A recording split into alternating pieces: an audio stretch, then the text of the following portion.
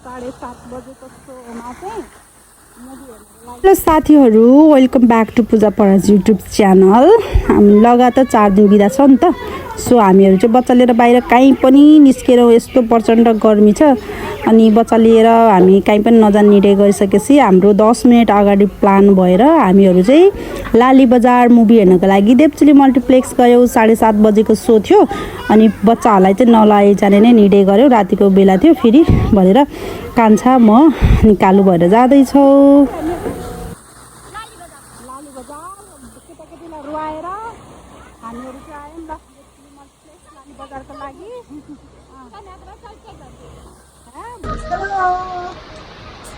हामी चाहिँ जाँदैछौँ है देवचुली मल्टिप्लेक्समा।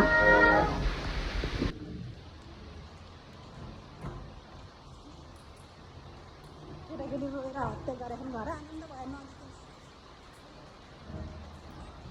अनि हामीहरू चाहिँ 7:30 बजे पनि पुग्दैन होला भन्नु ठानेको त। फिल्म चाहिँ 8 बजेबाटै स्टार्ट हुने रहेछ।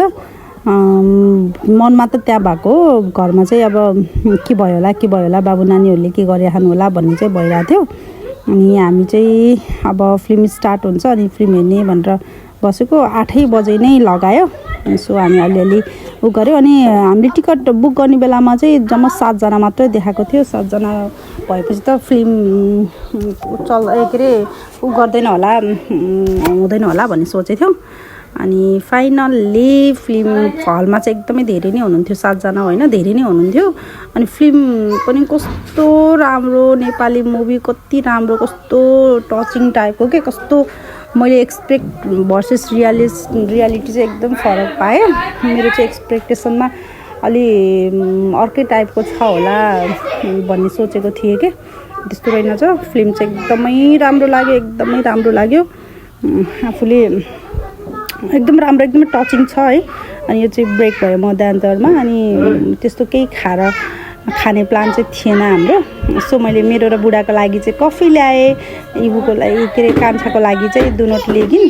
हामी चाहिँ फुल थियौँ अनि फिल्म भइयो अनि म चाहिँ एकछिन इमोसनल पनि भएँ। केही पार्टहरूमा चाहिँ रोएँ। एकदमै राम्रो छ मुभीहरू नेपाली मुभी यत्तिकै नेपाली मुभी एकदम राम्रो छ। प्रमोट पनि गर्नु पऱ्यो है। एकदमै राम्रो छ। अनि यो 4 दिन बिदा छ। हजुरहरू पनि आफ्नो फ्यामिलीहरूसँग गएर हेर्न सक्नुहुनेछ। एकदमै राम्रो छ है मुभी। म कति ठाउँमा चाहिँ रोएको नै थिएँ। हजुरहरू पनि गएर हेर्नु होला। राम्रो छ नेपाली मुभीहरू। अनि 11 बजेतिर चाहिँ हामी मुभी हेरेर घर फर्कियौँ अनि आयौँ। ल एकजिट भयो 11 बजेको थियो एक्ज्याक्टली 10:30 11 कति बजेको थियो मैले टाइम हेरिनँ। मुभी एकदमै राम्रो छ। हजुरहरू जानु होला हेर्नु होला। अनि त्यहाँ चाहिँ स्विमिङ पुलहरू पनि रहेछ। बाबु नानीको लागि मुभी नहेरे पनि स्विमिङ पुल चाहिँ रहेछ। सो हामी बाबु नानीलाई पछि लिएर आउने भन्थ्यो। अनि यी 12को यो डान्स क्लासको लागि यहीँ पनि आउने गरेको थियो उनीहरू। अनि उनीहरूलाई थाहा छ अनि सो उनीहरूलाई नि लिएर आउने प्लान गर्दै हामीहरू चाहिँ निस्क्यौँ। यतिखेरसम्म भिडियोहरू साथ दिने सबैलाई धन्यवाद। आउनु होला हेर्नु होला। मुभी एकदमै राम्रो छ है। By by. अनि मेरो युट्युब च्यानल सब्सक्राइब गर्न नबिर्सिनु होला।